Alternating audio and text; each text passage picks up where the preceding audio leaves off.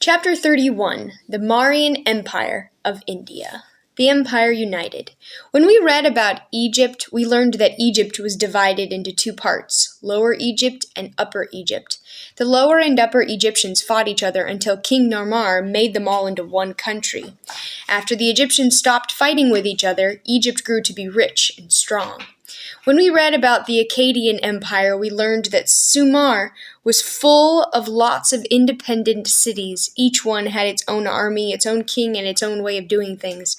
But Sargon, the first great Akkadian king, united all the cities into one empire with one king and one set of laws. Sargon and King Narmer did the same thing. They made people who were quarreling and fighting with each other be friends and allies. We also read about two cities that refused to be allies. Two Greek cities, Athens and Sparta, fought with each other for years and years until both cities were weak and tired. After Athens and Sparta were finished fighting with each other, the Macedonians came down and conquered both cities.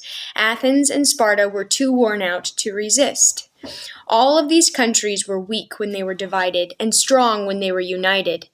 India was no different. When the Aryans first settled in India, they built lots of different cities. The cities belonged to many different small kingdoms. Each kingdom was independent, and the kings of these little kingdoms spent many years fighting with each other. But one family of Indian kings wanted India to be a strong, unified country. They united the different Indian cities together into one empire, the Mauryan Empire. This empire covered the whole northern part of India. The most famous Mauryan emperor was named Asoka. He became king around 268 BC.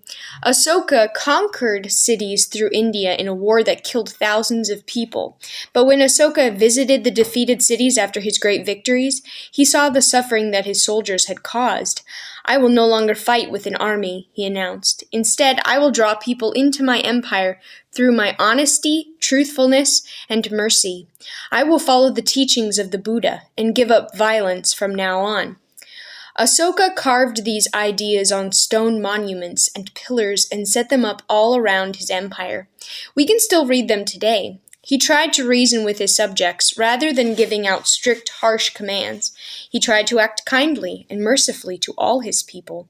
He had trees planted along the road so that the travelers could walk in the shade.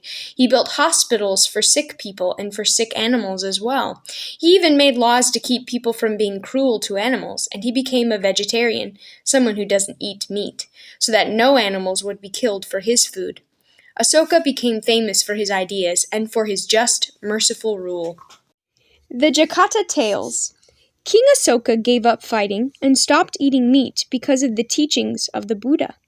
Many of these teachings are written down in one of India's most famous books. It has a very long name, the Mahayana Tripitaka. This book contains all sorts of writings, but some of the best-known writings are called the Jataka Tales. According to legend, these tales were told by the Buddha to show the people of ancient India how to live. The stories explain that goodness, patience, mercy, honesty, and friendship will bring happiness. One of these stories, called The Hare, teaches that generosity will be rewarded. Here is how the story goes. Once upon a time, a hare, an otter, a jackal, and a monkey lived together in a deep wood near a village. Through the deep wood wound a long, dark path. Many travelers walked along the path, traveling to the village on the forest's other side. One night, the hare, the otter, the jackal, and the monkey sat together around their evening meal. "Tomorrow is a special day in the village on the other side of the forest," the hare said. "We should be ready to give food to anyone who is traveling to the village. Let's be generous and give our best to any traveler who asks." The otter, the jackal, and the monkey agreed. The next morning, the otter went out to the river nearby to hunt for food. Now that same morning a fisherman had caught 7 red fish and buried them in the damp sand to keep them fresh. Then he had gone off downstream to fish some more. The otter smelled the fish and dug them up. "Whose are these?" he asked, looking around. "I don't see anyone to claim them. I'll take them home and eat them myself." The jackal went out to the edge of the village on the other side of the forest and sniffed around a poor man's hut. In the poor man's kitchen he found 2 pieces of meat and a jar of milk. "Well, I don't see anyone in this hut," he said, "so I'll just take these home and eat them myself." The monkey climbed up a forest tree and picked mangoes for himself. He scurried back down the tree and hid the mangoes in his own bed. Later, he said, "I'll eat these myself." The hare went out into the field and started to pick grass. Grass was his favorite food, but then he stopped and thought, "A traveler will not want to eat grass. What else can I feed a hungry man who asks for food? I have nothing else. If someone begs me for a meal, I will offer myself for his dinner." From up above, the god Saka heard the hare's promise. "Can this be true?" he said to himself. "Will this hare really be so generous and unselfish as to give his own life? I will go down on the earth and see." So Saka disguised himself as a priest and went down to the earth. He walked along the forest path. Soon he saw the monkey. "Monkey, monkey," he cried, "I am so hungry. Will you give me food?" "I could share a mango or two," the monkey offered. "Thank you," said Saka. "I'll come back for it tomorrow." Next he saw the jackal. "Jackal, jackal," he cried, "I am so hungry. Will you give me food?" "Well," the jackal said, "you can have one of my pieces of meat and a drink of my milk." "Thank you," said Saka. "I'll come back for it tomorrow." A little further along the way he saw the otter. "Otter, otter," he cried, "I am so hungry. Will you give me food?" "You can have 2 or 3 of my fish," the otter suggested. "Thank you," said Saka. "I'll come back for it tomorrow."